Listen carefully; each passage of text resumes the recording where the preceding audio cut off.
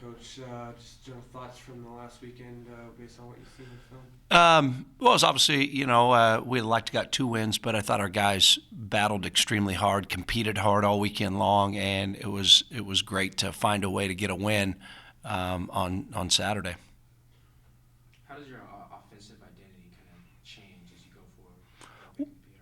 Well, it's changed quite a bit because we don't have our 2 best perimeter shooters out there right now, and so what we've got to do is we've got to just be more efficient.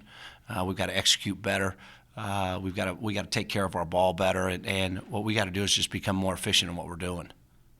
How do you find more scoring from the perimeter? I think Chad accounted for all the threes over the weekend. Yeah, that's an issue, no question about it. And what we're going to do is just like I said, try to execute our stuff better, get guys shots they can make, and so we've had to adjust a little bit, and we'll continue to do that as we're playing shorthanded. Talk about the play, Nate Sherwood. It seems like he's really stepping up lately as one of your best post scorers. Yeah, he's been good. He had a great weekend. I thought he played extremely hard. He's shooting a good percentage as well as Ty Egbert. So I like the way both those guys are playing. As Art continues to get back better, more healthier since he's set back before the Montana game, I think you'll see him start to score his ball a little more. What's been the most surprising thing about Ty Egbert's kind of breakout this year? Well, I think the thing that Ty's doing is he's maturing, he's growing up, and he's figuring out what he has to do to be a good player. So I would say that's most surprising is his consistency of his production day in and day out has been the most surprising thing.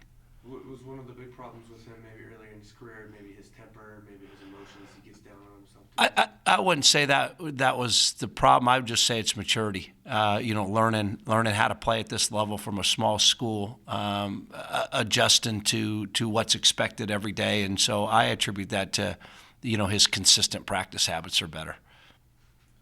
After Saturday's when said that those type of games are who you guys will have to be. Can you talk about a little bit more about what about that game is who you guys will have to be? Well, I thought we defended it really good. When you hold someone to 35% from the field, 18% from the three-point line, you get 15 offensive rebounds. I think that has to be our identity as we're moving forward because, without P and Vic as our 2 leading scorers, 37 points in our lineup, we that's got to be our identity. We got to defend it, we got to rebound it, and we got to be efficient.